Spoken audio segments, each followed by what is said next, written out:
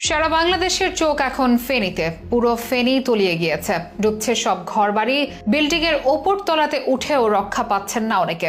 নিখোঁজ অনেক মানুষ, বিচ্ছিন্ন যোগাযোগ ব্যবস্থা। স্মরণকালের সবচেয়ে বাজে সময়টি যেন পার করছে ফেনীবাসী। একটি মানুষও ভালো নেই। জীবনের অনিশ্চয়তা আর উদ্বেগ উৎকণ্ঠায় দিন পার হচ্ছে সবার। রাষ্ট্র যদি সব শক্তি দিয়ে ঝাঁপিয়ে না পড়ে, অনেক প্রাণহানি ঘটতে পারে ফেনীতে। কারোর সাথে কারো যোগাযোগ নেই, এমনকি ভলান্টারিও অনেক অংশে ভেঙে পড়েছে। সবাই প্রাণ বাঁচাতে ব্যস্ত। কয়েকদিন আগেও কেউ ঘুণাক্ষরেও ভাবেনি এতটা খারাপ দিন নেমে আসতে পারে ফেনীতে। প্রশিক্ষিত আর সজ্জিত বাহিনী ছাড়া এই মুহূর্তে ওখানে খুব বেশি কিছু করাটাও মুশকিল। যতই সময় যাচ্ছে ফেনীতে বন্যা পরিস্থিতি ততই ভয়ঙ্কর হচ্ছে। বন্ধ হচ্ছে না উজান থেকে নেমে আসা পানির স্রোত ও ভারী বৃষ্টিপাত। সবশেষ কি অবস্থায় আছে ফেনী? কতটা ভয়াবহ হতে পারে ভবিষ্যৎ চিত্র? ইতিহাসে আগে এমন কখন হয়েছিল ফেনীতে? কিভাবে হবে সংকট নিরসন? বিস্তারিত থাকছে প্রতিবেদনে। বন্যা পরিস্থিতি তীব্র আকার ধারণ করেছে ফেনী অঞ্চলে। যত সময় গড়াচ্ছে পরিস্থিতি যেন ততই ভয়ঙ্কর হচ্ছে। সবচেয়ে ভয়াবহ অবস্থা দাঁড়িয়েছে ফেনীর ফুলগাজী, পরশুরাম ও ছাগলনাইয়া উপজেলায়। তাছাড়া ফেনী সদর, ফেনী শহর, দাগনভূঞা, সোনাগাজী উপজেলাও পানির নিচে তলিয়ে গিয়েছে। শোনা যাচ্ছে পুরো ফেনী এখন পানির নিচে। বন্যার পানিতে তলিয়ে গেছে বাড়িঘর, রাস্তাঘাট, ফসলি জমি, ভেসে গেছে পুকুর।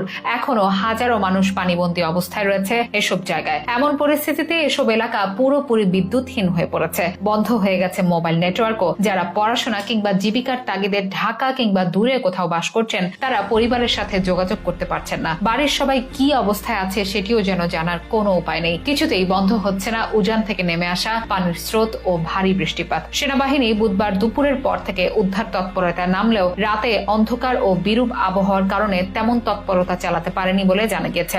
সামাজিক যোগাযোগ মাধ্যমে পানি বন্দীদের বর্তমান অবস্থান জানিয়ে পোস্ট দিয়ে প্রশাসন, সেনাবাহিনী ও স্বেচ্ছাসেবকদের করুণ আহ্বান জানাচ্ছে স্বজনরা। অনেকে ফোনের চার্জ শেষ হওয়ার আগে ফেসবুকে এসে কান্নাকাটি করে সাহায্য চেয়েছেন। এখন আর সেই অবস্থাও তাদের নেই। কেউ ভালো নেই ফেনীতে, নেই যেন জীবনের নিশ্চয়তা। অনেকে নিখোঁজ বলেও শোনা যাচ্ছে। অনেকে প্রাণ বাঁচাতে 2-3 তলা বিল্ডিং এর উপর তলায় আশ্রয় নিয়েছেন, তবুও যেন পানি স্পর্শ করে ফেলবে তাদের। ত্রাণ নয়, এখন উদ্ধার কাজ দরকার। আগে দরকার প্রাণ বাঁচানো। এমন আকুতি মিনতি সবার কণ্ঠে। এতটা ভয়াবহ দিনের সাক্ষী ফেনীবাসী হয়তো আগে কখনোই হয়নি। যতদূর চোখ যায় কেবল পানি আর পানি, যেখানে যোগ হচ্ছে মানুষের চোখের পানি। বৃষ্টির শব্দের সাথে মিশে যাচ্ছে মানুষের কান্নার শব্দ। ফেনীর নিম্নাঞ্চলের বাসিন্দারা বলছেন, এই এলাকায় 1988 সালের পর বন্যা পরিস্থিতি এতটা ভয়াবহ হয়নি আগে কখনো। এমনকি সেই ভয়াবহতাও যেন ছাপিয়ে গেছে 2024-এর বন্যা। বন্ধ যোগাযোগ ব্যবস্থা, নেই বিদ্যুৎ সংযোগ, পাওয়া যাচ্ছে না মোবাইল নেটওয়ার্ক। রাতভর আতঙ্ক, মানুষের আর্তনাদ আর বন্যার প্রবল বিধ্বংসী রূপ দেখে